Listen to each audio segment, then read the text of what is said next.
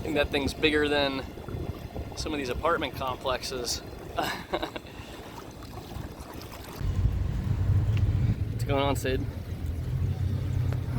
We're currently sitting in Eagle Alley in Annapolis. We are in the dinghy, our little electric dinghy, and it decided it's not going to work. And the only way it will work is if you fully charge it again.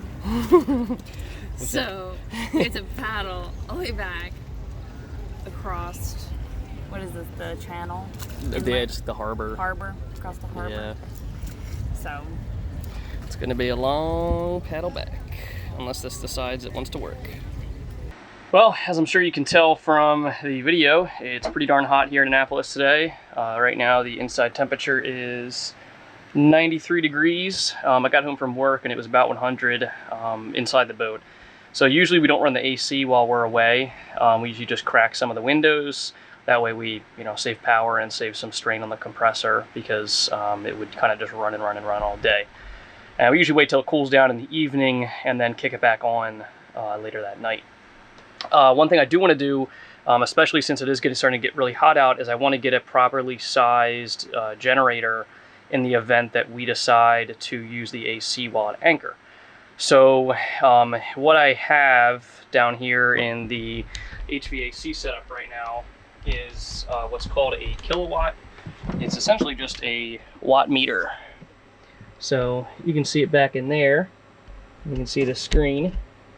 So essentially what I'm going to do is watch the screen on this as I turn on the AC in order to determine how much power it draws.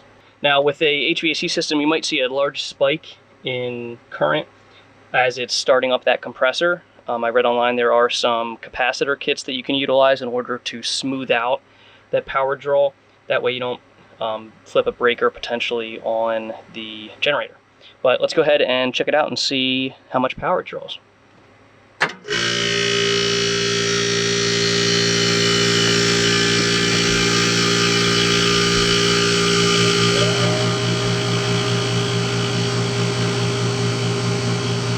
Well, actually, surprisingly, it drew less power in the beginning, even when it was kicking over that compressor. And I believe that's due to the compressor starting up first, and then the fan kicking in about 3 to 4 seconds after the compressor kicks in. So that initial kind of deep hum you hear is the compressor, and then the whooshing sound you hear in the video is the fan. So I knew it wasn't going to be anything more than 15 amps, just because that's the max rating for one of those outlets, but I wanted to make sure that it was even within spec during that initial startup phase. And quick side note on the topic of really hot temperatures, I also ordered some additional Caframo fans. That's one of the kind of mid-range Caframo fans that I really have liked, and I went ahead and purchased 2 of their kind of more premier fans. They're about $110 a piece, but unfortunately they're back ordered, probably because most people are also getting hot. So I ordered 2 of those. One we're gonna put somewhere in this vicinity, I think, to blow air this way, and then we're also gonna put one back in the aft cabin, probably on this wall. That way we can circulate air kind of down onto us while we're sleeping.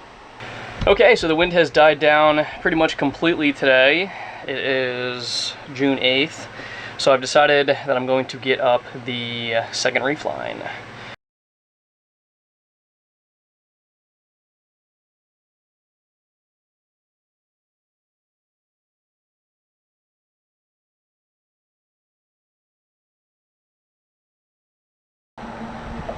Well, there we have it, friends. Unfortunately, I should have ran these reef lines outside of the sail pack. You can see they're putting a little bit of tension on it, especially right here. So I'm going to relocate or rerun these knots to on the outside, on that line through the outside of the sail pack there, and then up through the eyelets. And unfortunately, the second reef line is a little bit too short for it to fully reach back to the cockpit, so I'm going to have to order a new one, unfortunately. It was actually just a spare line that was left over from the previous owner, so it's not like I lost any money. So right now I just have it running up and then it's tied off right here. So ideally this would run back down underneath the larger pulley on this block here, and then run underneath through the block and pulley system underneath the deck, and then back in the cockpit. So unfortunately, if I do want to utilize the second reef, I'm going to need to come up the mast here, and then I kind of just have to pull this down and then tie it off, and that will bring me down to the second reef. So I don't anticipate us going out in conditions where I would need a second reef, but then again, you never know. The good thing is that now that it has been run through there, when I purchase a new line, I can just sew it to the end and then pull the whole thing through all at once. I apologize for all the fans in the background. I'm trying to dry out the engine area after we just drained the water. But we also just got in our brand new extended range Torqueedo battery pack. So the standard range battery pack is around, I want to say like 500-ish watt hours. So that one will get you probably about, I want to say about 20 nautical miles. We're running at like, I don't know, 2.5 knots or so. And it only runs at around 20 minutes-ish at full throttle. And the problem with ours is that ours was so old that a lot of the battery capacity had depleted over time. So it's, you know, lithium batteries over time, same as your phone, they slowly lose their capacity as they're aged. So generally after, you know, 5 years or so for like a standard lithium battery, it's usually around, it'll hold like 70 to 80% of the capacity, if that. If you recharge it and charge it a lot, then it's even worse. So I'm not sure when that battery was manufactured. I want to say it was 2012, so it's been a while. And basically after the, I think it was 63% mark, the battery would pretty much just go to zero. So it was free, so I can't complain, but we did purchase a new extended range battery. This one has, I believe it's 900 and something watt hours. So it's basically twice the standard capacity, which for us is nearly 5 times, because we could really only use about 30% of the standard capacity battery. So this battery right here is really 5 times the capacity of what we've been dealing with the old battery. It is a lot heavier.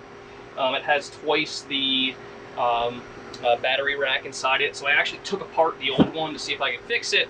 All it is 18650 lithium ion cells, but unfortunately they are epoxied to the bottom, to like the base down here of the battery pack. So you cannot replace the individual lithium ion cells, unfortunately, which is pretty unfortunate, because the lithium cells, I think I priced them out, if I had to replace them all, it'd be like, I don't know, $250 for that old battery. But unfortunately, you know, the other $250 worth of components is the housing, the charging circuitry, all that. So this, the extended range was, I think, $930 after tax at Defender.com, and the standard range was around like a little over 500-ish. So I figured, you know what, you might as well get the extended range just because it has a lot more battery capacity. So this one will run the Torqueedo at full throttle for about 50, so it's 50 minutes. So at full throttle, we should expect to get around 5 to 6 knots in that dinghy, since it is an inflatable dinghy, has a flat bottom. Now at a lower speed, 2.5 knots or so, you probably could get 30 to 40 nautical miles out of this, which is pretty crazy. So it's very, very efficient at lower speeds, but the second you start to ramp up the speed, it's kind of diminishing returns. So you get a lot more throttle or a lot more power being consumed, but you're not really increasing the speed that much, and you're also decreasing the distance you can go. So if you're willing to sacrifice time, you can greatly increase the length that this battery lasts. But yeah, we're gonna get it charged up for this weekend. They also sent with it, which was kind of cool. I wasn't expecting this. This is actually a USB adapter that you can connect into the charging port and then charge your phone or your speaker or whatever else you have on your dinghy. And this is I think it's a 29.2 volt or 29.3 volt battery. So it's a odd voltage as well, but this little puppy converts the 29 point whatever into your standard 5-volt USB. So this is pretty much how we had to run the dinghy previously. You can see we're going about 2 knots, 2.5 knots. And actually this is probably a little bit faster than we could really push the old one. You can see I have the old battery here, and I wrote on there that 63% is sad face. I'll probably put this on the other side actually to counter my weight a little bit. Just kind of out here cruising around. And so I'll show you real quick kind of what it looks like at full throttle. So this is, we're using about 100 watts and we're going about 2.5 knots. So it's kind of like diminishing returns where, you know, 2.5 knots at 100 watts is pretty solid, but once you start cranking it up to, you know, 500, 600, up to 1,000 watts, you really don't go a whole lot faster. So it's better when there's 2 people on the boat because it kind of evens out the weight distribution. So you might notice that it kind of is leaning a little bit to the starboard side right now because that's where I'm sitting. So let's go ahead and give it a little bit of throttle here.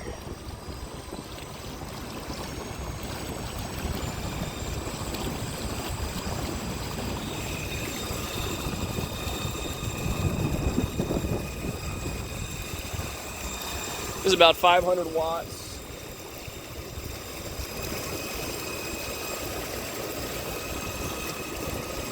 And I am filming and steering right now, so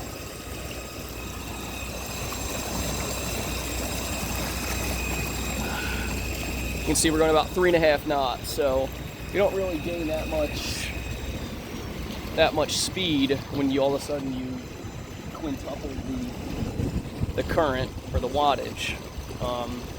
So it seems like, you know, I don't know, about 3 knots is kind of the sweet spot for speed. But it does go pretty fast. It'll if I really crank it here, it actually starts to kind of go up on plane a little bit.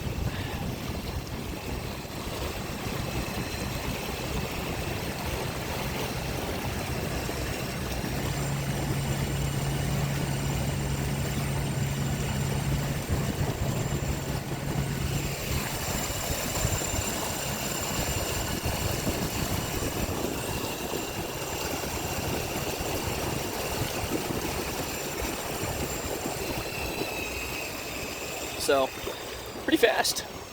Pretty pleased with the battery.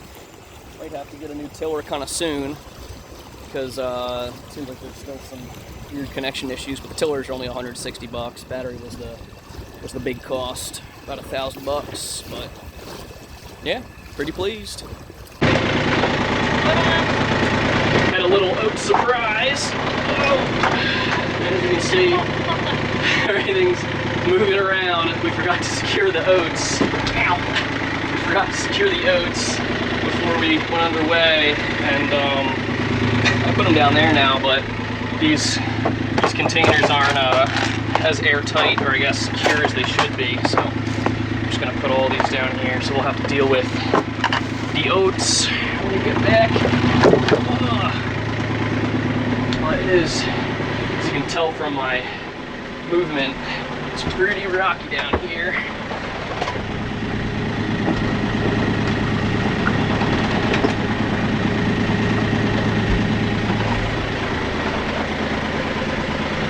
We got stuff all over the place. The towels there are a good indicator. Moving out pretty far.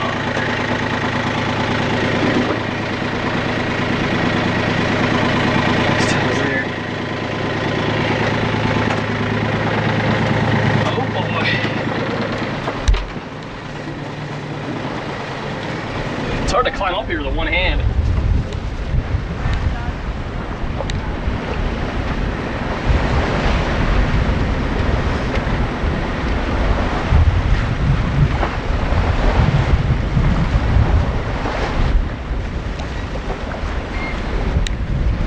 Good job, Captain Sid. I feel like I'm not doing the optimum job.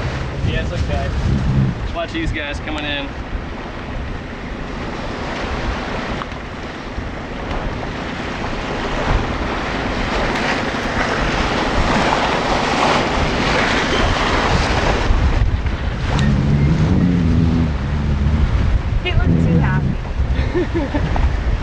No, they're swamping.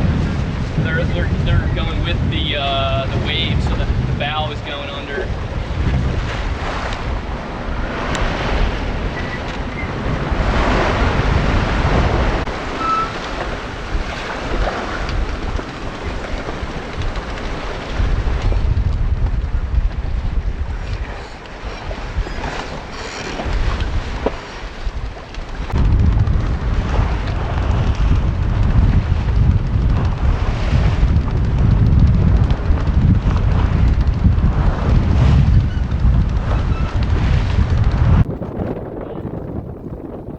Yee! Nice windy day out, right, Sid? Captain Sid. Going at optimum speed. Yeah. You gotta come off the fin a little bit. So we have it in the second reef right now just because I want to test it out. And honestly, it is pretty damn windy out here, so we're in no rush to do anything. We're just out testing the boat. It's the first sail we've done since we fixed the engine. And I apologize if there's a lot of wind noise. I'm on my phone rather than my camcorder, which has the windsock. But as you can see, we got some white caps. Looks like we got a little regatta down that way. And like I said, we just have the main up right now with the second reef in. And unfortunately, the line wasn't long enough to run to the cockpit, so I actually have it tied to a cleat on the mast, so I had to run up to the mast to secure it. You can see just the top of just the little eye ring, or the eye hole right there. And yeah, it's a very blustery day. Some of these boats are fucking ripping. Look at that one. These guys coming in hot. Sid, look how fast they're going. Dead downwind. They are ripping.